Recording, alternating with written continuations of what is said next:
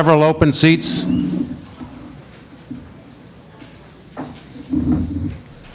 Welcome to the Firehouse Center for the Arts.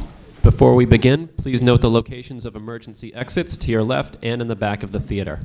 In the event of an emergency, please follow the instructions of our staff members. Also, please take this opportunity to switch off all cell phones and electronic devices. Thank you for your attention and enjoy. Okay, my name is Chip Weiser. I'm going to be your moderator this evening. I suppose you can use the cell phones to use your flashlight function to see the writing on the yellow pieces of paper if you haven't brought your readers with you. Let me start by suggesting that I want to thank the members of our committee, Committee for Open Discussion, otherwise known as COD, who have all contributed, and we appreciated their help. Besides, we've solicited input from many people throughout the city on what these topics were going to be. You now have in front of you the topics, and all of the members of our committee, COD, are nonpartisan. They do not have signs in front of their lawns, and they have not given money to the candidates, with the exception of designees by the candidates. We did have on the committee a designee from each candidate. I'm going to read the names of the people on the Committee for the Open Discussion. James Brugger of 4 Savory Street. David Hall, he's a Newbury resident, but as we know, he's the owner of the Tannery Marketplace at 75 Water Street. Barbara Weiser, my wife. Chip Weiser, 170 Water Street also. Bob Lynch, 13 Parker Ridge. Karen Palestrino, 39 Monroe Street. Jill Haley Murphy, 15 Plum Island Turnpike. And Doug Smith, 9 Neptune Street. And I'd like to especially thank Doug. I know he's not here, he's at another event, but he was the one who came up for the random order of questions that we'll be doing tonight, which, oh, and I'd like to also thank the Firehouse staff.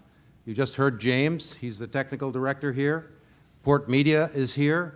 Andrew Love is recording this, and on the back of your programs this evening is the replay times on Port Media, where you can see this again. And WNBP, Pete Falcone, has listed the time there as well, when on Saturday morning at 8:30 they will replay the entire event. So if everybody's comfortable, you all have a handout. I'm going to mention one detail item beforehand. The committee is a nonprofit, one event, ad hoc committee.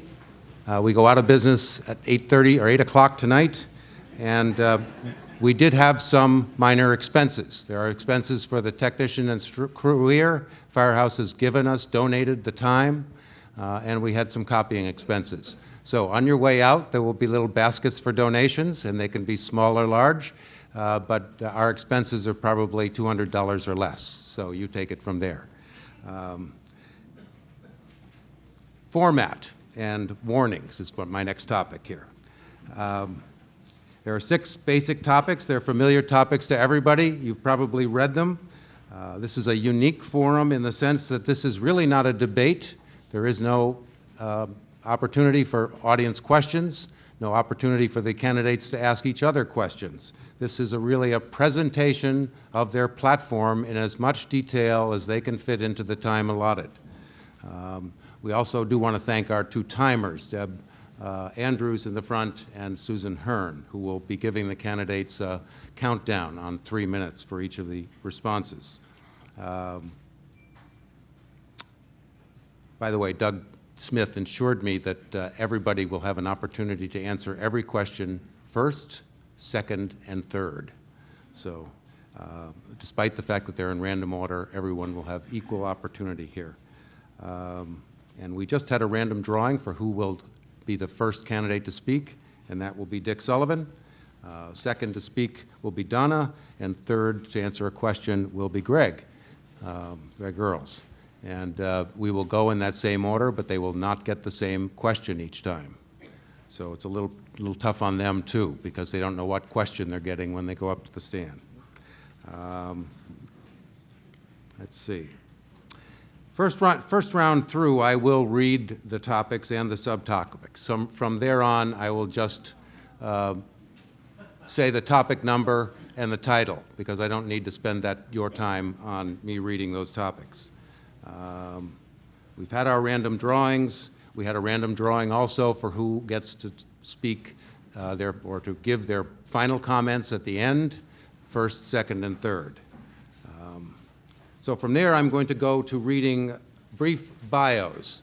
These are synopsises of what were submitted to the committee. Again, we didn't write them. We edited them to be about the same in time, but each may leave out a little bit. There may be more than you need because you know all these people.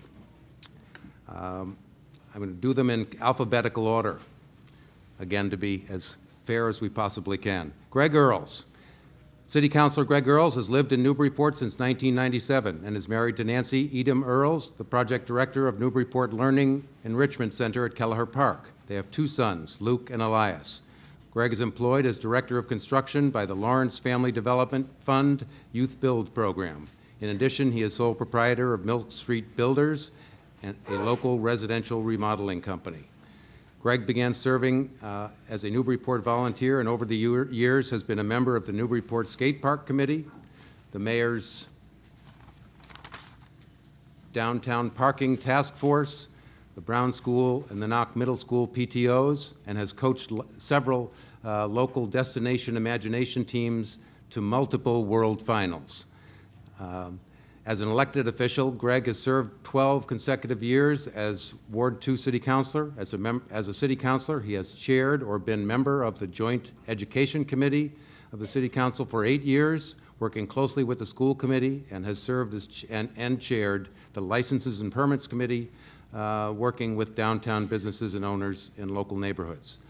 Councilor Earls has a bachelor's degree of business from the University of Connecticut and studied urban planning, Institute for Architecture and Urban Studies in New York City, and holds a Master of Architecture degree from Southern California Institute of Architecture. Mayor Holliday. Donna Holliday has lived in Newburyport for over 30 years and is married to Joe Holliday, a professional bass player, music instructor, and chef. They have 2 sons, Jared and PJ. Donna is completing her 2nd term as mayor of Newburyport and has placed a major focus on addressing infrastructure and capital projects. Her administration has generated over $50 million in funding for the city, including 2 school projects, senior community center, central waterfront bulkhead, and roundabout. In addition, she has generated 2 new revenue streams in paid parking and meals taxes that also support downtown improvements and sidewalks. Mayor Holliday holds a Master of Science from Boston University, a Master of Education from the University of New Hampshire, and a Juris Doctor from the Massachusetts School of Law. Finally, Dick Sullivan, Richard E. Sullivan Jr. City Councilor Sullivan has lived in Newburyport all his life. He and his longtime partner, Betty Stouffer, have 2 daughters, Sarah and Megan. Retired from the Newburyport Fire Department after 32 years. Currently, Dick is the owner, broker of Richard E. Sullivan Real Estate in Newburyport. Dick has been elected in his elected position as City Councilor at large for 2 years. Additional public service includes serving in the Newburyport School Committee and 4 years participating on the Master Plan Steering Committee established by former Mayor Lisa Mead. Councilor Sullivan holds an associate's degree in fire science and safety technologies from the North Shore Community College, and is a U.S. Navy veteran. Did I mention that he's also retired from the fire department for after 32 years? I did mention that. Okay, good. So those are the bios. The order of questions are going to be Dick Sullivan Jr., Mayor Donna Holliday, and Councilor Greg Earls. And let me see if I can, each will get 3 minutes.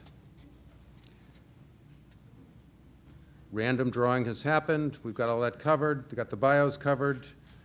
Okay, audience participation. We'll let you clap after their bios, but after that, please refrain from clapping or applause or heckling.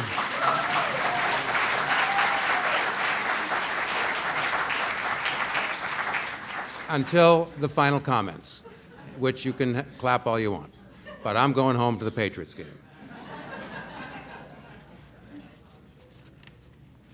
Okay, I think I've covered everything I need to know, other than, did I say I was Chip Weiser? And you may not know me, but you don't need to. Okay, topic number one is the schools.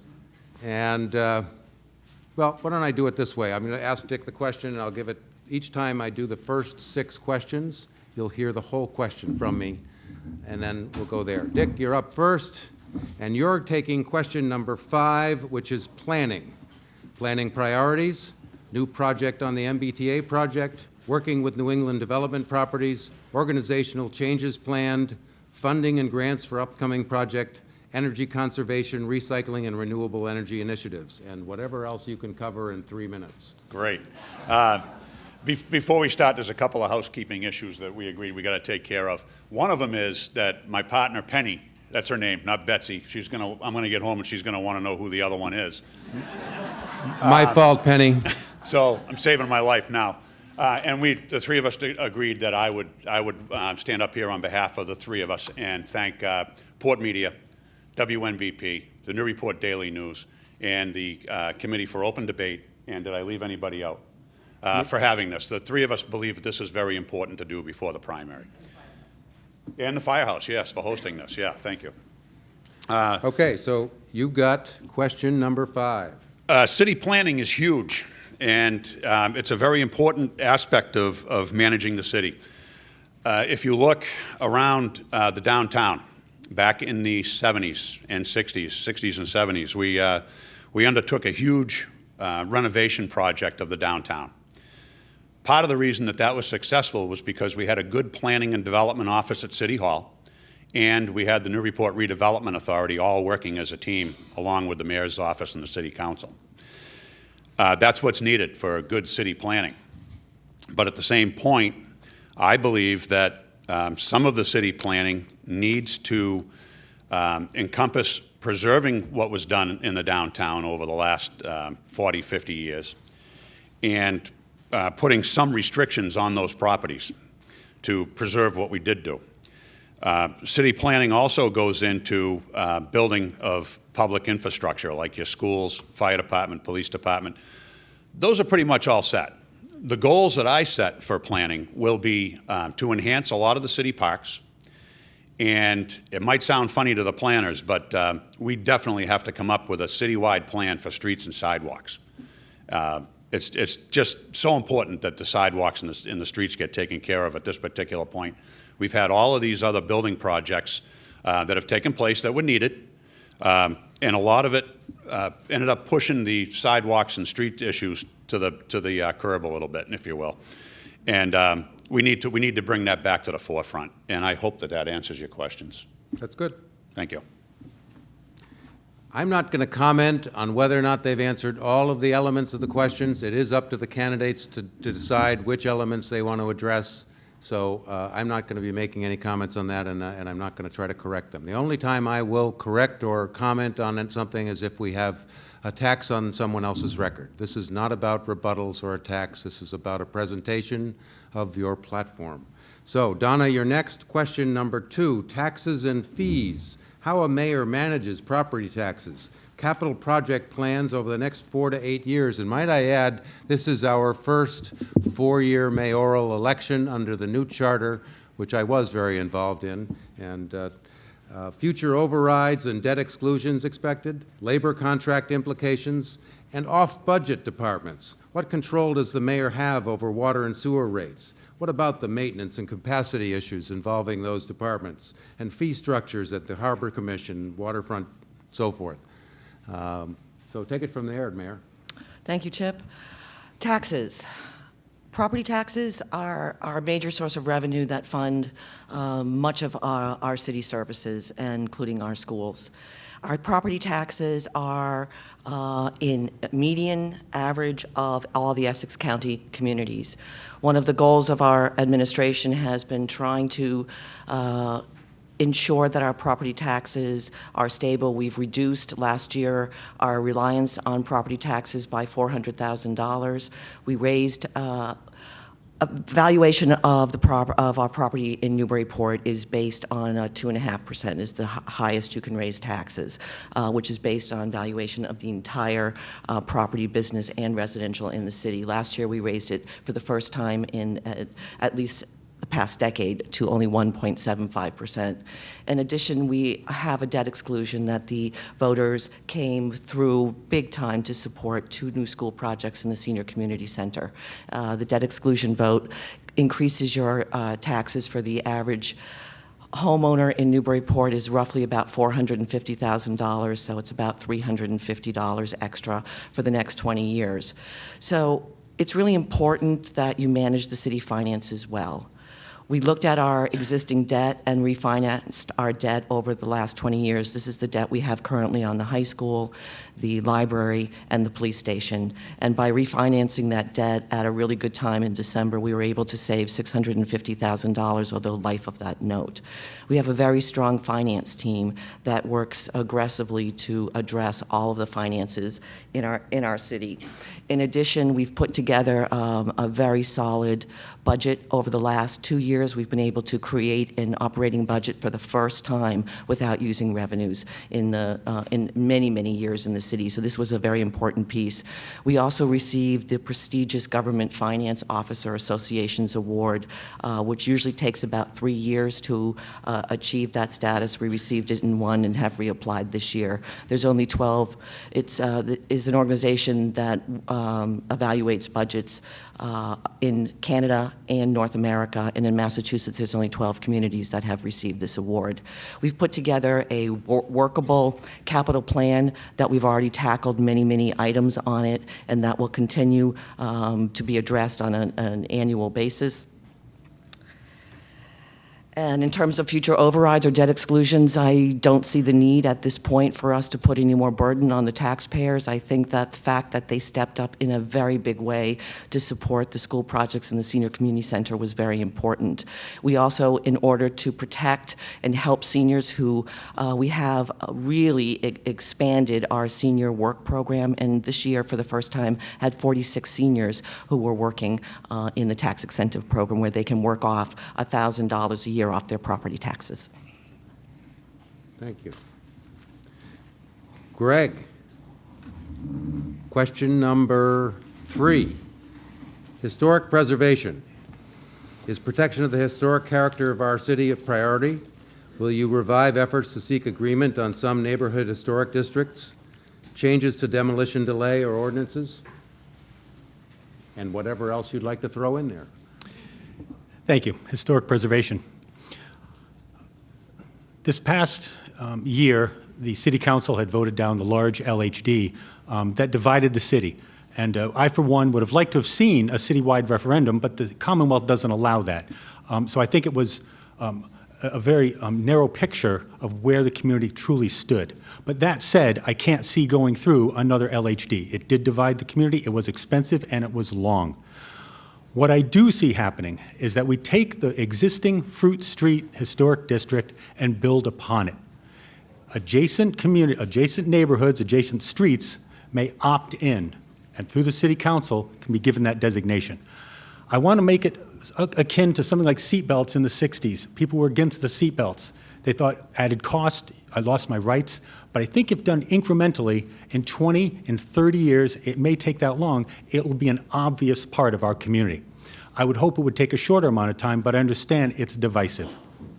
Second, our current demolition delay, which allows only 1-year delay before the removal or destruction of a portion or entirety of a historic property, needs to be revised. It needs to be one of 2 things: a demo control, which means a designation stays with that property until another application is put forward, or it's simply lengthened. 1 year is simply not enough. The cost of the land alone right now allows developers to come in, wait a year, make the payments for a year, and then tear it down no matter what. We need to extend that. The historic assets in the city are why people move here and why people visit here. This is a unique community that we need to protect. The downtown. I think we all have common ground regarding the downtown. It is an economic engine. People come here from international to see our downtown. It is 1 in a million, literally. We need to protect that. We need to protect it so strongly that nothing can be torn down. I don't see anyone firmly standing up and saying, no, that's wrong. Throughout the LHD, people I spoke to said, we can live with downtown protection. That's fine. I think that's the direction we need to go as a city. Thank you very much. Great. Okay, Dick, you're next with question number 6, the waterfront. Vision of the waterfront property now owned by the NRA. Your vision 10 years from now. Activities you see, buildings you see, future parking implications and plans, future role of the NRA and the Waterfront Trust. Have we had enough of the waterfront issue yet? I have. I grew up in this community and I've lived with it. And quite frankly, I want to see an end to it. There have been many, many surveys. There have been ballot questions on the same subject. And every time that the question has arisen, the answer has still been the same. Leave our waterfront open. And if the Newburyport Redevelopment Authority cannot understand that, it is time for them to disband and go home. And I thank them for a job well done. But it is time that we put this argument to bed and move on to some of the bigger issues. My vision for the waterfront is for the city of Newburyport to take over those 2 last remaining parcels from the 1960s and convert them over and extend the park. That is what really needs to be done here. And when you look down the next 5 to 10 years on the Newburyport waterfront, by the time New England Development gets done doing what they're going to do on their privately owned parcels, we're going to be so glad that we saved those remaining parcels from development. And I think that that is going to also help to be a boon for the downtown economy and the overall economy of the city as a whole. I do envision, all kinds of activity taking place down there. I do see tents where people can hold, family events like weddings or whatever. We can rent out part of the parks so that people can do these things and derive some revenue from it. But to build on it, I think, is a step in the wrong direction. Thank you. Donna, you're next, and the topic is number 1, schools, buildings, completion management, how to make the Port schools the best they can be, the future of the Brown School and the Kelly School. I might add the future of a park next to the Brown School, position of the, on the Brown School parking lot, or school playground, yeah. Mayor's role in the school committee, programs lost, how to replace them, parents' fees, athletic activities and busing, coordination with charter schools, labor issues, if any. Thank you. Education is one of the most important roles that government can play, and our community has come together to support the 2 school projects, as I mentioned earlier. The school projects are going well. The renovations at Knockmollen is a phased-in project, and we are closing the Brown School as a pre-KK program and moving those students next September into a brand new elementary school. It will be wonderful to finally have the beautiful facilities that we need to teach 21st century skills to our children. The projects are going forward very well. We have very competent contractors and an owner's project management. We meet regularly with the school building committee to stay on top of all of the issues that arise regarding the school projects, and we were on time, on budget. And one other point which is very important to the schools is that we really need to improve our technology. It's been very, very weak. We haven't had the capacity in Bresnahan or in the Knockmollen to have the sufficient amount of technology we need. Our budget for the renovations at the Knockmollen School was woefully underfunded in terms of technology. So during the groundbreakings, I kept in Treasurer Grossman's ear talking to him about the fact that we needed more money for technology. And about 3 weeks ago, I received a letter from the School Building Authority saying that they increased our technology budget at the Knockmollen School by $450,000 to bring us up over $700,000. So really important piece for the schools. We've had a lot of changes, a lot of problems with leadership in our schools, and central office staff turnover, and that's difficult in terms of moving your schools forward. But we pulled together a very strong cross-section of residents from across the community over this past year, and we have hired what I believe will be a shining star in terms of our new superintendent, Susan Vaccaro. She comes from Connecticut. She has 10 years' experience as a superintendent as well as 20 years as an educator. She is skilled in special ed, technology, partnerships with higher ed, and in her 8 weeks that she's been here, I've already been incredibly impressed with what she set for goals and the way she's moving forward. Unfortunately, transportation, was a major issue when we opened schools, but she jumped right on it, addressed the issues, and they're resolved at this juncture. In terms of programs that have been lost in our schools, the cuts over this past decade have been devastating, particularly to the arts. And it's something that we are starting to put back, which is important. The other piece is that we have to get foreign language back into our schools. We have Spanish, we've been able to put back, and the 7th and 8th grade level, and we need to continue on that direction. The Brown School, we have lots of plans for that, but unfortunately, don't have enough time to talk about that, but we're going to move administration. I'll give you enough time to talk about the Brown and Kelly schools if you want. Thank you. The Kelly School is in terrible shape. It's and to repoint and to continue to renovate for youth services is going to be problematic for us as a city in terms of funding that. So it makes sense to move the Kelly School to the Brown School, move the administrative offices, superintendent suite into the Brown School. We keep the playground, we keep the beautiful amphitheater there that was dedicated to Lydia, and we also bring in office space for OT-PT speech, potentially bring in Girls Inc., Boys and Girls Club to generate a little revenue, and we keep that school because one of the things we don't know is what's going to happen to the census when we open up the new schools. Okay, thank you, Chip. No, thank you. I did allow going over on that one a little bit because there were a lot of topics in schools. I will do the same for the other candidates as well. Greg, you're up next, and it's item number 4. Streets and sidewalks, explain the funding sources and the process that you go through in the council or at the DPW to fund these priorities. Are there priorities in neighborhoods going forward? Are there traffic patterns issues that you see and changes there? And anything to do with the Route 95 bridge project that may affect us going forward? Coming from the south end, the number one issue was parking. However, citywide, and we actually heard it at the city council meeting tonight, the other night, it is streets. The condition of the streets, condition of the sidewalks. Chapter 90 money is what the state reimburses the city for their paving of roads.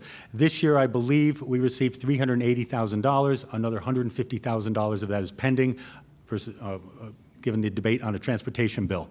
Not our debate, it's in the State House. We have approximately 67 miles of road. It could cost up to $60,000 to do 1 mile of road. So just doing the math, that's why we can't catch up quickly. $380,000. What we need, when we have that $380,000, is a comprehensive strategic plan. Every spring, what we've done is we've looked at all the roads and said, what is the worst condition? And typically it was ward councilors said, these are the roads that are in the worst condition. And they were put on the list. $380,000 does not go very far. We can't get it all. So some of those aren't done. Then what happens then the next spring is that we reshuffle the list, and some of those streets may fall off. And I've heard this because people have come up to me and said, we've been on this supposed list for the last 5, 6 years now, 7 years, 8 years. What happened? It's because some roads get worse traffic, they get beat up harder in the winter, yours fell off the list. It's an unpredictable way. We need to make it more comprehensive and say, this is the list, and perhaps put 10 to 20% of the Chapter 90 money we get and say, that will be the emergency money. Then it's predictable, neighbors know where they're coming from, they know, good, I'm on the list in 4 years, it's something we can aim for. I did look into a bond issue possibility. It would be nice, and it's not my original idea, I like to steal them, where we will bond and say, let's get the streets done once and for all. I don't have that exact number. It could be about a $5 million bond. That would be about the only bond or override that I could possibly support at this time. And of course, it would be a referendum. Unfortunately, even though we get this Chapter 90 money, MMA, the Massachusetts Municipal Association, and Mass DOT says we cannot use that money to pay back the principal. So it would be off your property taxes. That's undesirable, but it may be a way to get this off the table once and for all. It's a perennial problem. I want to comment, and I know this is not an attack, it's just a policy. The Green Street parking lot, that was $440,000. Our need for streets are dire. I would have taken that $440,000 and put it into local streets. I think that would have been the wise thing to do for the community. Thank you very much. Thank you. I'm going to add that at the end of the questions, we will look at how much time we have left, divide it by 3, and give them that amount of time for their closing comments. Okay, Dick, you're up next with question number 2. That was taxes and fees. I won't read it all again. Please do. Would you like me to? No, the mayor's job is to watch over very closely the tax dollars that you people put into the tax coffers to pay for these services. That is the priority of the mayor's job as far as I am concerned. I as the mayor, will pay close attention and protect every penny.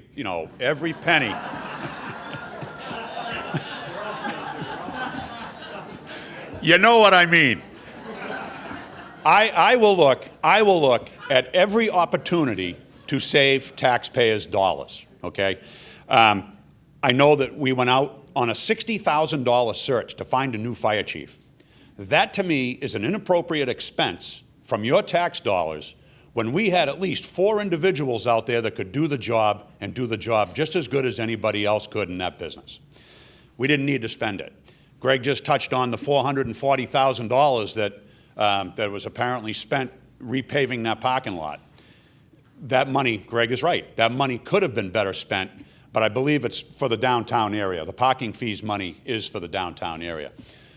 The point is that I will watch every single penny that comes across the mayor's desk come January 1st, and you have my word on that. Very good. Next, Mayor Holliday, question number 3, historic preservation.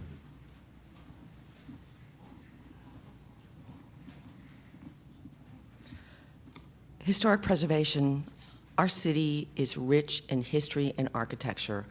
It was so disappointing that the local historic district failed this past year. And part of the problem was that a lot of misinformation got promulgated into the community, and it was very hard to get accurate information out there in contrast to that.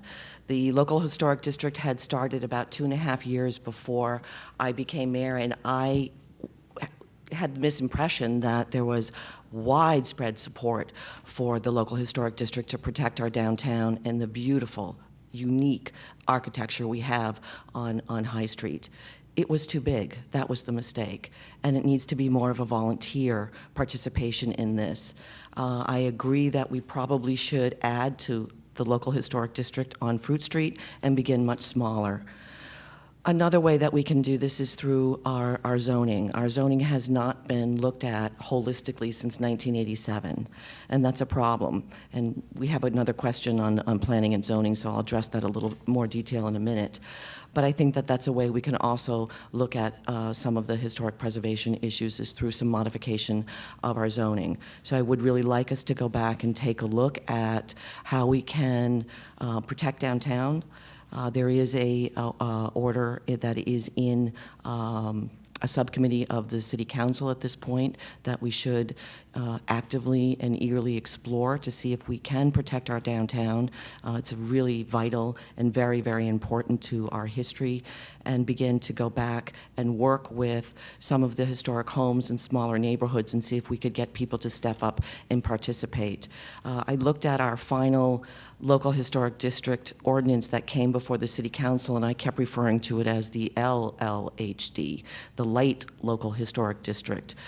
There were more than 28 modifications. The committee tried very, very hard to listen to what people were saying, and I think that if we start smaller, and then people realize that this isn't a terrible, horrible thing that takes away people's rights. It's a way of protecting very, very important history in our community.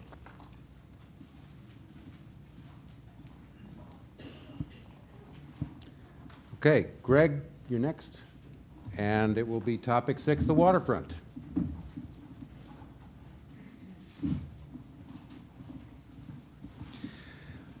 Probably no surprise to many of you here, I am for a non-privatized waterfront.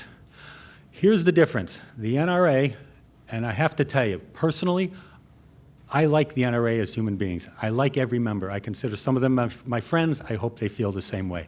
We just feel about the waterfront differently. That's all. I feel that the NRA is looking at the waterfront this big. I'm looking at it this big. The borders are where the Davis Electric is now, where that private property ends, and where Oldies ends. That's the width. A perfect way to look at that is go up onto the balcony of this fine building right here and look out at the water. What do you see? You see rows of trees, you see the waterfront. It'll be 30-foot walls flanking this building. Friends went to the Riverfront Festival and said, you know what, I just realized we'd be sitting next to 30-foot walls if those buildings are built. There's a better way. There's a better way that we have not had before, and it's through paid parking. Let me step back, though. This spring, a few months ago at this point, the NRA gave a presentation on the waterfront to show where the building's going to be, the height of the buildings. And their real estate consultant that they pay to do their work said the city cannot expect, or the NRA or the Waterfront Trust, cannot expect to get more than $500,000 to $1 million grants. That's their real estate consultant. That's not Citizens for the Open Waterfront saying it. That's not me saying it. That was their consultant. Let's call it $750,000.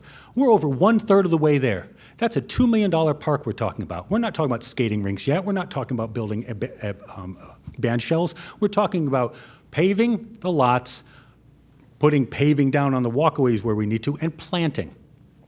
If we had taken the $400,000 from the Green Street lot and banked it on that, that's $1.2 million. Paid parking. We could take a portion of paid parking for 5 or 6 years, that's all, and do a revenue bond, not a taxpayer bond, a revenue bond, and we'd pay for that parking. The big difference is we can start this April. We could start putting shovels in the ground this April to build that. The NRA plan, no, not going to happen. Permitting will take 3 to 5 years. It's not going to happen in that time. My plan, once the bonding is done, we can start shrinking the parking lots. We can put parking where we want them, not where we need them. With the NRA buildings, you're stuck where you need them. You have to have surface parking lot to service the commercial buildings. Of course, condominiums aren't going to work. In your neighborhood, would you let 20 to 30 or 40, I don't know how many residents be built within a 70,000 square foot? No. Downtown is already tight in traffic. It's not fair to the South End. It doesn't make any economic sense. Keep the waterfront non-privatized. Thank you. Thank you. We're all running light here on time. That's great. We're going to go home early. Okay, Dick, you're up next, and it's question number 1 or topic number 1, the school system. The school system needs a great deal of help. We're addressing the school building needs. When I went onto the school committee back in 2000, I was elected to the school committee in 2001, started serving in 2002. And one of the reasons I ran was because they were cutting, after several years of cutting supplies and materials, they started cutting educational programs. And that to me was wrong. So when I got on the school committee, an old Newburyport public servant said to me one day, he goes, when you're paying the bills, how do you know what you're paying for? So I started to go out and look at the warrants. And what they were paying for were fees on credit cards. Because of the way the city pays its bills, the credit cards were always hitting with a late fee. That was nickel and diming. It was things like that that had to come out. But over the last 20 years, our educational programs have suffered greatly. And our fees for sports and transportation with the buses and all has gone up dramatically. It is time that the city put a major investment into educational programs in our schools for our children. It's for their future and for ours. And I believe that on day one, sitting in the mayor's office, I can go through that city budget and start pulling money out. I know that we have a lot of extra money that goes into legal. because, in my opinion, the city solicitor has a lot of mayors scared into not making a decision without calling them first. Those are billable hours. That is money coming out of our school system, out of our public services, and I intend to fix it. Dick, I'd like maybe for you to touch on the future of the Brown and the Kelly School. The future of the Kelly School, let's put it on the market and put it back on the tax rolls. I'll tell you, probably about 10 years ago now, maybe a little bit more, one of the former mayors, I believe it was either John Moak or Al Lavender, established a revenue task force. And one of the things that the task force had said was sell the Kelly School and put it back on the tax rolls. Well, we haven't done that. And instead, a couple of months ago, we were asked to look for $375 to repoint the bricks. And once you started doing that, the ADA issues kick in, the Americans with Disabilities Act. So now we're looking at an estimate of about $1 million to fix that building. It's only worth over $1 million, so it makes better business sense to sell the building, put it back on the tax rolls, and put that money back toward the schools and streets and sidewalks and public services. The Brown School, on the other hand, I believe that we have to be very careful what goes in there. My plan is to take the gym off of that building and designate as much land as we can take from that particular property toward a city park and put a nice park in that neighborhood and leave it alone. And that does one other thing. It limits the use of the Brown School. If you put housing in there, that's going to be a huge impact on that community between vehicles and people alone. But I would like to see the city keep that building and maintain it as a public building for as long as it makes a good business sense to do it. Thank you. Okay, so Donna's up next, and it will be topic 4, streets and sidewalks. When I was first on the city council, our total budget for repair of sidewalks citywide was $30,000. So that probably would cover the length of the stage. So then we went into a recession and budgets got really tight and sidewalks stayed the way they primarily were. We did raise it to $60,000 on the city council under Mayor Moak, but still, that's woefully inadequate. So with the addition of the meals tax, which brings in about $450,000 to $475,000 annually, 50% of that money is being dedicated towards sidewalks. In addition, we put last year additional funding towards the sidewalks in a supplemental budget. So we're doing more than we ever have regarding sidewalks. The budget has increased 600% in the last 2 terms. It's still, we need more, but we're making headway. We're also trying to work on a program with residents who would like to do brick in front of their homes. Our DPS, our highway gentlemen come out and help prepare the sidewalks for them. So we're trying to encourage that. One of the biggest issues that we've had with sidewalks are trees. But we've developed a tree commission now. We've studied about trees and sidewalks and how the root beds, and we've made some significant changes. So any of the new sidewalks that are being done, they will have better trees and they won't have the problems with the roots. In addition to that, we also, in terms of our Chapter 90, $260,000 of our Chapter 90 money has still not been released this year. Our Chapter 90 money is based on accepted roads and streets, and there's a formula the state uses and then gives us an allocation every year. The last 2 years, our funding hasn't dropped until August, which is very difficult since your season starts in April, and that's when it used to drop. Unfortunately, the legislature held the governor hostage because he didn't fund the transportation bond bill at the level that they wanted. So we the way we look at streets is that we begin to look at where utilities in particular, for example, Merrill Street is a good one, which a $450,000 project is starting there. So we go in, first thing that needed to happen, it was in 1938, gas line needed to replace, water, sewer, then we take care of the road and the sidewalks, and that's complete for many, many years to come. So we prioritize roads that need additional utility work. We also prioritize schools near seniors, churches, heavy trafficked areas. But again, winter has been really rough on our roads, and sometimes that does change the priority. But we are working to set priorities on sidewalks and streets and trying to stick with them. Thank you. Okay. Greg, topic number 5, planning.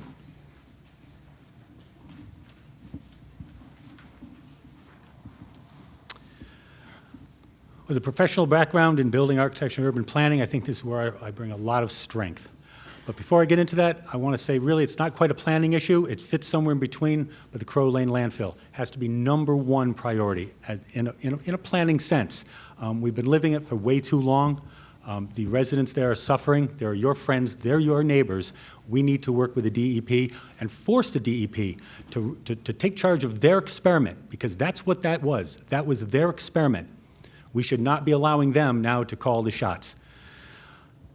After the Crow Lane landfill, getting back to the waterfront, that is a big priority. Why? I want to go back because not only will it be a jewel, will it be attracting more boaters, it'll be attracting more visitors to our city, but there's this thing called transfer of development rights, where the NRA, if they were so willing, can take their buildable rights, which is about 168,000 square feet. They're only doing 70,000. So I'm not doing any scare tactics, but that's their right. By right, they could build that. They could, through city council and through zoning, sell those development rights to certain entities. Those two entities, and the city council could be very specific, would be to people around the the Route 1 traffic circle, to be able them to build larger buildings, grow out a little bit, grow up a little bit. What that does is allows us to ask for more affordable housing. We need that. Also, it's a mixed use, it's a great place, it's our transportation hub. That is a blighted area that we need to work on. The industrial park, I've spoken to people out there. They want to be able to build up. They can't build out, it's in wetlands. They know they can't, but the zoning is very restrictive there. They would like to build up, why? Because they would like to find new clientele. They want to rent out to R&D. They want to rent out to light, clean manufacturing. They want basically white-collar jobs. They can ask more for rent. But right now, the condition of the buildings that doesn't work for that. What the NRA then can do is they can fulfill their mission of a blighted area, which is the Traffic 1 circle. They can have economic growth in the city and add employment. It works for everybody, and then they can friendly dissolve.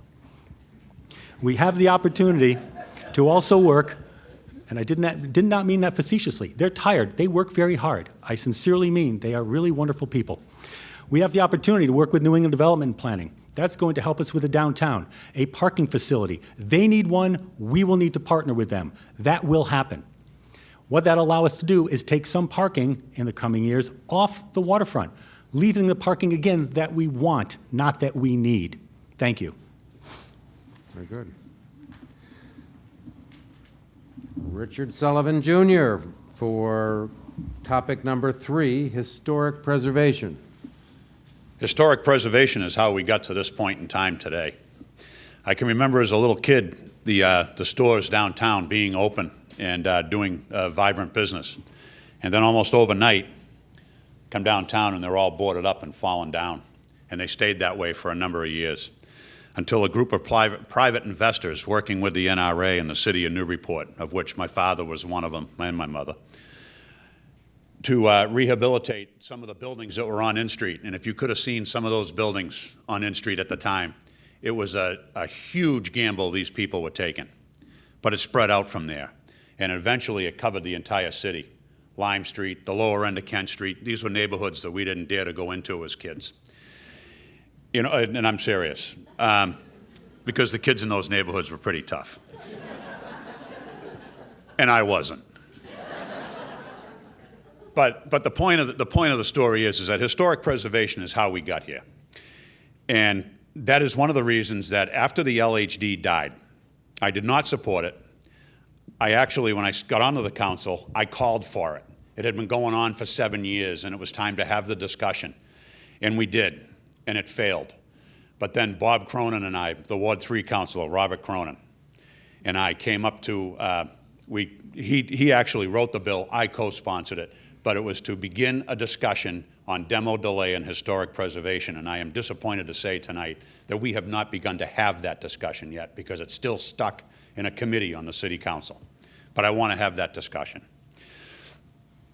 As we move through the course of history in this city, historic preservation, like I said, is how we got to where we are. We still have the rest of this waterfront to deal with. We still have a continuation of the boardwalk to get into some of these South End neighborhoods, and the continuation of the rail trails and stuff like that. What I would like to see, as far as historic preservation and local historic districts go, is not a bunch of little microcosms of local historic districts, but a meaningful ordinance that says basically, if you tear it down, you rebuild what was there. Details, details, details, all the architectural details you can throw into it. And if you tell me it can't be done, I'll show you properties where it has been done. How many of you can drive down Fruit Street and pick out the brand new house down there? How many of you can go down High Street and pick out the brand new houses that Mark DePiro built up there? They look like they've been there for 120 years. Thank you. Well, Donna, you finally get to answer topic number 6, the waterfront. Thank you. I think the one thing that we can start with in conversation about the waterfront is that we all love our waterfront. We are all passionate about our waterfront, and we have been fighting over this for 30 years. And I've been accused of being a flip-flop. I've been accused of changing my position. But what I tell people is that when you're running for office, you talk about your personal opinion, your passions. But when you are in the corner office, your personal opinion doesn't matter anymore. What your job is to balance all the stakeholders' interests. So it's the business, the resident, the open space, the maritime use, et cetera, et cetera. And so that's what I'm trying to do. I'm listening as I walk from one end of Ward 1 through Ward 6, knocking on doors, having coffees. There is support in this community for some limited development. There is support for trying to get a connection from downtown to our waterfront. And then ultimately, which is the most important thing, is to expand and have a magnificent, beautiful maritime theme park. It all comes with a price tag. As long as the NRA is in existence, there's no way that I would ever give the city's downtown paid parking money, other than what we owe them in contract for operating, into the NRA. That's their property. It's private property. And until they dissolve and that property comes to the city, then there'll be an opportunity for us to use that money in a different capacity. There is very little grant money available today. Having done that work for many, many, many years, we met with National Parks. Congressman Tierney brought them in. We had a conference call. They came in from Washington. We have no chance of having National Parks take over that for us. We've explored looking at other options that way. But by some limited development, little bit of mixed use, we can expand the park, but we also need to take time to figure out what to do about parking. And parking, you can't remove 150 cars from the parking lots and then have nowhere to put them. So we've been in conversations with New England Development. We had a vote on the city council that approved the Titcomb Street site. And I've been talking with our legislatures, and I'm trying to get before the House Ways and Means to ask for funding to help us with some seed money to partner with New England Development, who has agreed to a public-private partnership on a garage. And so we need to move forward with that in terms of that particular piece. The vibrancy of the waterfront is really critical to tie in some of the things we do downtown. But I know that I, as well as most people I talk to, are just tired of looking at dirt lots and cars having the best vision of our waterfront. Thank you. Everybody's been so timely. That's really good. Greg, you're up, and it's topic number 1, schools.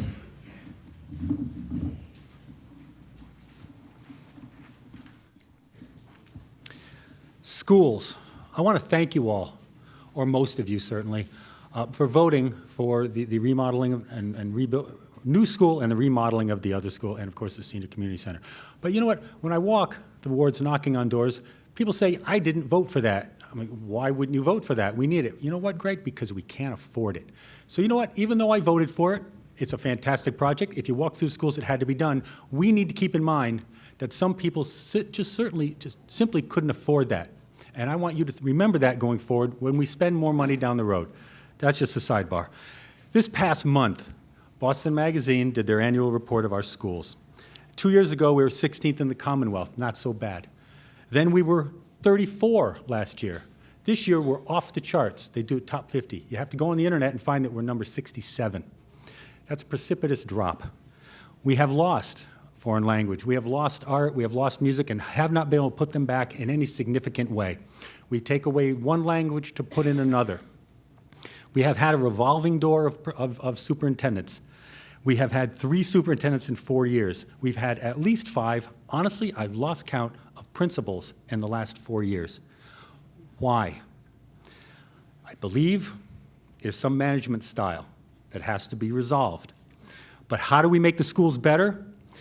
We start with dual credit courses. We're doing that where I teach. I teach at-risk youth construction skills, and they're getting their GED. And they have small schools, small community college, reaching out to us and saying, you know what, they're only getting their GED, which means their high school work, but why can't they go to a couple classes and get credit? And you know why they're doing that? Because they think, they know, that some of these students will be their new customers. They'll be their new clients. They'll be their new students. So of course these community colleges are reaching out. Amesbury and Haverhill are already doing it. I've spoken to a relatively recent Amesbury graduate, and she thought it was wonderful. She's coming out with 6 credits from community colleges while she was still in high school. We need to move on that immediately. It's not an expense thing, it's a sweat equity thing. We need to upgrade our long-distance learning lab. It was promised us when we redid the high school. We need to upgrade that technology. That's an investment that we can do off-site learning. We cannot afford, unfortunately, to put new teachers in the schools. It's just not in the budget. But before we can do that, we can reach out and do long distance. We are doing it in the program I'm working in. They are taking community college courses with technology. It's relatively, no, very inexpensive. We need to bring the community back into decisions we make. We need to bring back the charter school. I feel that we are not using them as a partner. They are a public school. We need to reach out to them and say, what do you do well? They need to reach us, what do we do well? They are a public school. We need to reach out a welcoming hand. Thank you. Thank you.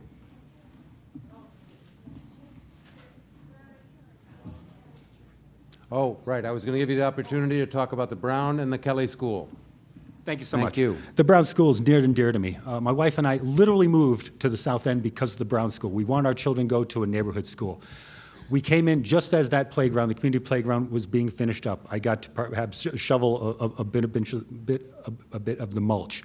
A couple years ago, we had this decision about the schools when we knew that it was going to be probably decommissioned, and said, youth services has no place. School administration is taking up valuable space at the NOC.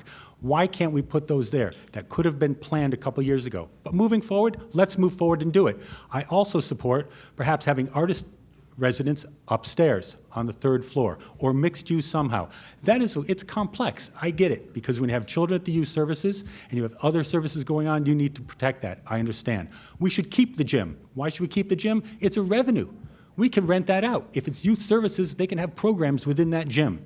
The playground should stay as a permanent South End playground. That's what it was. That's what it will remain. People said Atwood Park. That should be the park. No, that is a passive park. This will be the playground park. The Kelly School, it's emotional. I know that. I went through it. It is very hard. I did not have children that went there, but I understand if the Brown School was going to be raised, I would feel the same way. In fact, the Kelly School is a much more beautiful and historically significant structure. Unfortunately, I believe we do need to sell it. We would put deed restrictions on it so that any developer that would come in there, hopefully for affordable housing, which would be nice but probably not realistic, would at least have to keep the facade so that we can enjoy that Thank you. Thank you. All right, thank you for correcting me, timers. Okay, we're on the last round now, and Dick, you're up with topic number 4, streets and sidewalks. Now, I know you covered some of that before, but maybe you can expand on it a bit. I can't really expand much on what Greg and Donna have both said about streets and sidewalks. I will tell you this, I'm a walker. I try to walk about 4 miles a day, and I walk in the street because the street's in better condition than the sidewalk. And that will be a priority, is to get these sidewalks back up to where they should be. You know, we've talked about major streets in Mayoral Street a couple of years ago was one of the worst ones. And they started that project last year. And the gas company came in, fixed their side of it, but the city never came back to fix their side. And now I believe the summer has gone by, and the city is just starting to get back in there. But they won't finish it until the spring. That's unacceptable to me. You know, to leave a city street like that with the neighbors out there paying their tax bills and having to come up, I mean, just go up Mayoral Street. Take a ride up Mayoral Street and see what you think. Would you live on that street? It is high on the priority list, and that's pretty much all I can say about it. I think everything else has been said on streets and sidewalks. All right. Donna, you're next. The topic is number 5, planning. Planning is a critical role of city government, and to have a very strong planning department which consists of our parks and planning directors, project managers, and also our conservation agent. And working together as a team with our Conservation Commission, with our ZBA, Zoning Board of Appeals, and our Planning Board. Absolutely critical in terms of controlling and working with developers, homeowners as they move forward on various projects. As I mentioned, one of a priority that has been on my list for a while is that we will be putting forward in a supplemental budget shortly is an RFP to take a holistic review of our zoning in our city. We've had a lot of knee-jerk reactions to there's been this infill on my street and I don't like it. So we go and quickly make a spot zoning change, and then you have to apply it equitably across the board to all future projects that are similar, and sometimes it works and sometimes it doesn't. So it's really time that we take that holistic review of planning. In addition, we have 40R, a new smart growth zoning that has been awarded to Lou Minicucci for his work. He received the award from the MBTA RFP. It took him a couple tries to get a good development down there, and we are meeting with them to move forward on probably about a 65-bed affordable housing. Hopefully we can get a little bit of mixed use down there to begin working on that gateway of the city and fixing what a lot of people refer to as a blighted area of our city. In addition, I've been very distressed about the fact that the First Republic, which lost their financing 5-6 years ago, and those projects right on Merrimack Street have been boarded up for a very long time. They're under new management. We met with them last week, and we have been assured that this project will begin to move forward. They've got about 1.5 years left on their permit, and so we've really pushed them that they need to get going on that. There's mitigation that's being provided to the city as a result of that. And the other major project that obviously is of grave concern to our city is the $292 million Whittier Bridge project that has just begun. I know all of us have been quite sort of, as you drive through that area and see all the vegetation that has had to be removed, but the bridge has to be replaced. It is at risk, and there's no question about it. But one of the most important roles that you have as mayor is to reach out and ask for mitigation. We were able to get a shared use path with the bridge, which will connect our rail trails, which are loved by everybody, and connect the rail trails of Salisbury, Amesbury, and Newburyport with this alternative path. We've been able to get additional mitigation for a sound barrier between the 8 lanes of traffic, and also we are working on a barrier for the Briggs Laurel residents with Mass DOT. Thank you. Thank you, Donna. Greg, you're up with the final answer. to question or topic number 2, taxes and fees. Wow, what a bummer. The last one being taxes. I've got to knock on a lot of doors in the past few weeks, and I'm surprised how many people say to me, you know what, I'm afraid I can't live here any longer. When my son or daughter graduates high school, I need to leave. Typically, you would hear that from people on fixed incomes, people living marginally, but these are not these people. These are people that I thought were doing well, to be very honest. There's obviously some kind of problem when we have those types of people, families, ready to leave the city. The new schools and the senior community center, those bonds will start coming on our tax bills very shortly. This year, we have the privilege of being reevaluated. Your homes will probably gain in value. Those are going to hit your tax bills also. Just this past spring, we voted for a $1.2 million addition, refurbishment, betterment of the DPS barn. That was a $1.2 million on water and sewer. I voted to put it back to you. That would be approximately, and I can't say it's exactly, $50 to $75 back on your tax bill this year. To put that in some kind of perspective, if the full NRA building project was built, it would be $32 from back on your tax bill, $32 that you would not have to pay. That's how quick that happens. I think it was mentioned before, of course, the mayor sets the tone for the budget process. The mayor does make the budget. It goes into the city council. City council can only cut or simply pass.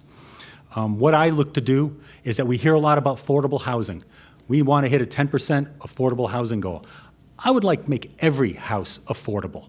I want to be sure that the people who are living here choose to leave for whatever reason. They choose to sell. So I believe we have to make it so every home is affordable. And how do we do that? We look very closely at the discretionary money that we have. We have a budget. I don't know the percentage amount, but about 70% or 60% is non-discretionary. So it leaves us a very small amount of money to be discretionary. We have a 5-year plan ahead of us calling out for $118 million in 5 years in capital improvement projects. We can't possibly do it all and expect people to stay in the city. And who are these people I'm talking about? They're artists, they're nurses, they're school teachers. It's people in my community, which is why I moved here. I literally live next to a nurse, an artist, a teacher, CPA, and a social worker. I want them to be able to stay in this community because that's what makes it this community. Thank you. Okay, we've been through all topics. Each candidate has had an opportunity to be first twice, second twice, and third twice. That's as fair as we could have gotten it. Take a note at your topics, see what's missing, what you may not have spoken about if you want to get to it. We have approximately 20 minutes left, and I'm going to allow 7 minutes each, let's say, or make it 6.5 minutes, whatever, about that, for each of the final comments. Again, candidates, I'd like you to look again at the list, see if you left out anything that you want to cover, and then give us final comments that might include a little bit about your management style, what you're going to bring to the community in the way of communications with the numbers of constituencies out there and organizations that want your ear, and how you're going to run City Hall. So we drew for straws. Greg Earls is first. We didn't draw for straws, we draw for order. We drank through the straws. I am Greg Earls, still, and I'm asking for your vote tonight. I'm asking you to vote actually tomorrow or up till Tuesday. What I'd like to do now is take a few minutes and explain who I am and what I bring and why I believe I am the best candidate. I have a municipal experience background of 12 years, more than any candidate on this stage. I have worked on the Joint Ed Committee, which is half of the city budget. That's why I thought it was very important. Originally, years ago, when I first joined the City Council, the Joint Ed Committee would be where the president would send you if you pissed him off. I'd like to think I've changed that, where it became a vital part of the school committee speaking to the City Council, where we can now hash out budgets before it's done, talk about priorities before we get down to the 0 hour. Also, I've chaired and worked on the License and Permit Committee. Working in Ward 2, I believe Ward 2 is a microcosm of the entire city. What it has the waterfront, it has the business district, it has public housing smacked up right next to million-dollar homes, it has tight streets, it has everything that every other neighborhood has, but perhaps a little bit more dense. That has given me the experience to know what is needed to run this city. In License and Permit, it's where I got down to the nitty-gritty. It's where I worked with the businesses and the local neighborhoods and worked with knowing that the disparate needs needed managing, mediating, massaging, and I think that works out pretty well. We have a vibrant downtown, and we have neighborhoods that love living where they live. My professional experience. All my adult life, I have worked in the building trades. So when somebody calls me anti-developer, that's just silly. I know smart growth when I see it. Going back, the waterfront is not smart growth. It would be adequate perhaps 5, 6, 8 years ago when we did not have a funding source. It does not work now. But getting back, I've spent my entire adult life in the building industry in one way or another. I have worked for profits, I have worked nonprofits, and I've owned my own business. That means I know how to manage people. I've been in senior level positions. I've owned my own business, which means I had to manage subcontractors. In the nonprofit world I live in now, I have written grants. Mass CEC was a big one I wrote. I understand that world. In fact, as an aside, I want to say that some people believe that government should be run as a business. I don't believe so. It should be run as a nonprofit, as a social service agency, where we bring in as little money as possible from you and give back as much service as we possibly can. That means finding a tax rate which is just low enough where we meet your services and perhaps add on, especially when we have the bonding coming on our tax roll that we have now. I've managed budgets, I've managed staff, crafted budgets, and I've written grants. Finally, my temperament. I have worked with 4 mayors and I believe 5 superintendents. Throughout that time, I'd like to think that I have remained at least friendly, respectful, and treated people with dignity. Even now, even though I'm running against the mayor, I believe we're still friends. I think we can laugh, we can joke. We know that we both have the city. We both have the city at heart. We may see it differently, but we all want the same thing in the end. We just have different ways of getting there. I have to go back and say, and give a little props to Dick Sullivan. When I met him and he was running for school committee, and I hope he doesn't get offended by this, he was going to come in with fire and brimstone. And he said, you know what, there's a lot of waste in the school committee, and I'm going to fix that.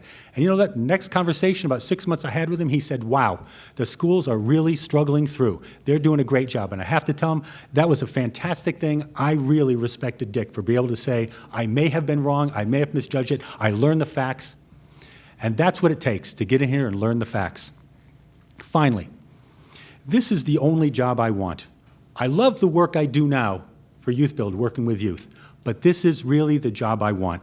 The 12 years working with the city has shown me unbelievable strength of the people who fill out the boards, who give volunteer time, who really have the city at their heart. I am equally as passionate about this city, its people, its histories, and its opportunities. An opportunity that I want to go back to. We are losing the ability to have economic development in the industrial park. I met with the people out in the industrial park. You know what they said? We're like the weather. Every mayor talks about it, but no one has done anything about it. We need to change that. It is a vital piece of our economy. Right now, they are feeling forgotten. It is no individual's fault. It's just work that has to be done through zoning. It's hard work. We need to get down to Boston, to economic development, and we need to make that happen and make the connections happen. That's what they're looking for. Finally, I give you my word, I have no aspirations for higher office. This is the job I want. I want to stay in this community. I love the people. I love everything about this. I ask for your vote Tuesday, September 17th. Thank you.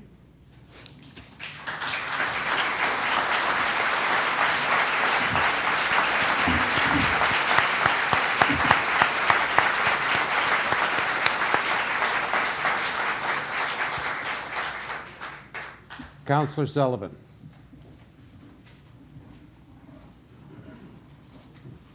I want to thank you all for coming tonight.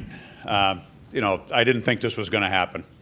August 6th, on August 6th, we had to have our papers in for certification, our nomination papers, and on August 7th, I started calling for the debates, and I'm really glad that we're having this one tonight. I do want to step back for a few minutes and talk about the schools again. The new elementary school up at the north end, the new Bresnahan. One of the things that I intend to do as the mayor, if I get there, is to keep a close eye on the expenditures of these projects that we are currently undergoing. And the reason I say that is because both projects, I believe, came in at about $1.5 million under budget. And we started looking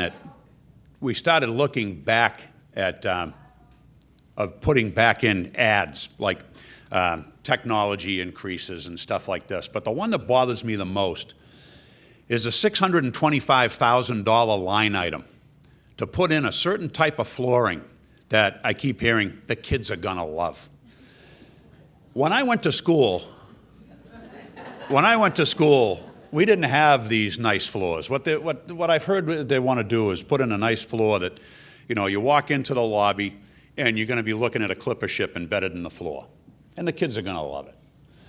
And then down one aisle, one hallway, there's going to be the planets of the universe, and the kids are going to love that too. And then, you know, down the other hallway, we've got whales and fish and, you know, all the animals of the sea, and the kids are going to love that. But when you say to them, $625,000 would be better spent elsewhere, like putting it back to the debt, the response that I got was, well, it's been bonded. And my response to that is, you don't have to spend it all. You know, so that is one of the things that I want to bring to the office is, you know, watching those nickels and dimes. But I also believe that we are at a pivotal point in Newburyport's history. New England Development will surely be building on the waterfront over the next 4 years on those privately owned lots. And I envision the Newburyport Redevelopment Authority wrapping up nearly a 50-year endeavor and turning over the remaining parcels back to the taxpayers of the city of Newburyport to do with what we see fit. I believe it's important to Newburyport's future economic well-being as well, that the waterfront remain in public use. I envision an enhanced and a revitalized industrial park, attracting businesses to come here and retaining the ones that are here now. And this will help drive our tax base and to provide more tax dollars for better streets and sidewalks and better schools. I'm not a professional politician. And as a matter of fact, I hate the word. I'm more of a public servant. I believe in public service. I come from a family that for at least the last 3 generations has dedicated themselves to public service. And I think it's worthwhile. I simply want to improve people's lives, lessen the tax burden on them, and provide quality public services, responsive government, and quality public services with police, fire, public works, as well as providing for our children's quality education. I believe we are at a point where our priorities are out of control. I think we need to put the brakes on spending, take a deep breath, and reset our priorities. People I have spoken to during this campaign, they can't do it anymore. There are a lot of people that raised their children here, that were born here, can't afford to live here. They're being taxed and feed right out of town. The next 4 years are very important to Newburyport's future. I believe I have the skills and the know-how to get this city back on track. In a family like mine, over the years, all we did was talk about public service and how the city operated. And we were, you know, in on those conversations with the late George Lawler and Byron Matthews and some of the other city councilors and other civic leaders. I promise that I will bring a business and a common sense approach back to City Hall, as well as a better attitude. And I stand before you tonight, humbly asking for your vote on September 17th. Thank you.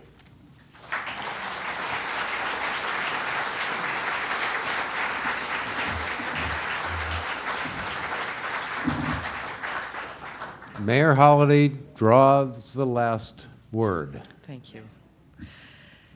It has been an honor and a privilege to serve as your mayor for the past 3.5 years. And it has been an incredibly productive 3.5 years. When I took office, we were just starting to come out of recession, but we were dealing with deferred capital projects all over the city. Our wastewater treatment plant, the only way I can describe it is it was being held together with duct tape and spit. I'm surprised we could even make permit. Absolutely was 20 years overdue for an overhaul. It's 80% completed. The water plant, we almost lost our clear well last year. Fortunately, we didn't, but trying to patch it up, we wasted far too much money when I was on the city council to take care of this. We had no choice. We had to move forward to protect our water supply. That's at 80% completion also. Those projects are being paid for by state revolving funds, some ARA funds, grant funds, as well as on the water and sewer rate. You know, you reach a point where you can't defer infrastructure anymore. Same thing with our schools. When I first took office, schools were a real priority to me. Our schools were an embarrassment to our community. I went to the State House with then Senator Bedore and Representative Costello and asked to meet with the Mass School Building Authority to find out why we couldn't get in the pipeline. And within several weeks, not only did we have one, but we had 2 schools in the pipeline. And that required reaching out to all of you, the residents of Newburyport, and asking for your support and help. We had to improve our schools. We had to improve the physical structure. And then from there, a lot of other things will fall into place. But you said yes. Thank you. You said yes to fixing our schools. And not only that, we were able to come and find common ground and convince the voters that for 30 years, our seniors had been struggling so hard to find a senior community center. We're now housed at the Salvation Army with 22 sites across the community. Think about how hard that is for a senior with a walker or a wheelchair. You can go to one event, but how do you get to another? Long overdue, and thank you. You said yes. My administration prides itself on the fact that I have served as an ambassador for you, working with the state and working with the federal government to bring in money that was not on your taxes. We were able to bring in over $50 million worth of projects this past 3.5 years. $8.5 million to repair the jetties. I'm sure all of you had an opportunity this past year to watch the devastation as houses on Newbury fell into the Atlantic Ocean. It could have been Newburyport. Very unpredictable out there. We had to repair the jetties. I'm very grateful to Congressman John Tierney in particular, who was instrumental in working with us with the Army Corps, and phase 2 of that project will go out to bid next month. No cost to the taxpayers. Our bulkhead down at the Central Waterfront is in dire need of repair. We were able to get a $1.9 million grant from the Seaport Advisory Council to repair the waterfront. Again, not on the backs of the taxpayers.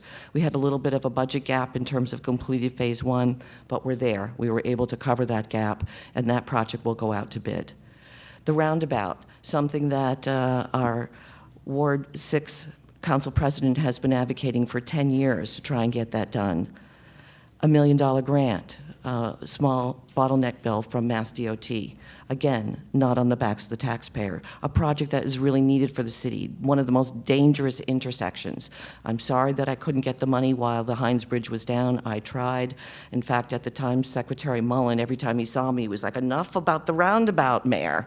So, you know, worked very hard, and unfortunately the money dropped after that bridge opened. But again, $1 million project. It was very, very difficult during the month of June. I thank you for your patience, but as you can see, it's starting to come together, and there'll be a beautiful sign welcoming you to Newburyport, fixing up that gateway of the city. The park will be put back where it was.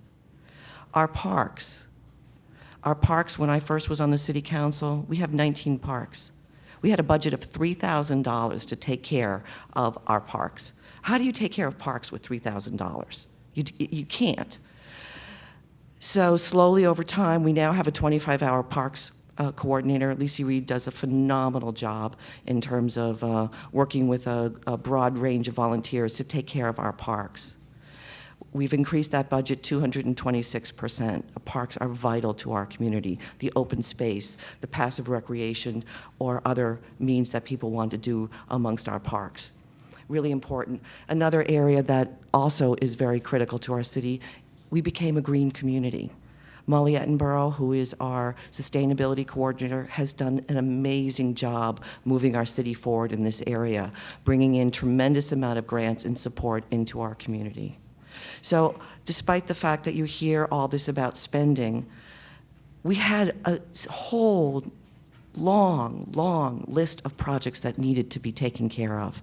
And the only ones that are on your taxes are the ones that you agreed to support. We also aggressively went after tax title and brought in an additional $1.8 million of people who hadn't paid their property taxes and brought that into the community. So I'm here before you tonight. You know me, you know my work ethic. You know I'm passionate about the job that I'm doing as mayor. We have $100 million worth of projects ahead of us. There needs to be consistency in leadership. I ask for your vote and your continued support. Please, don't forget to vote on Tuesday, the 17th. Thank you.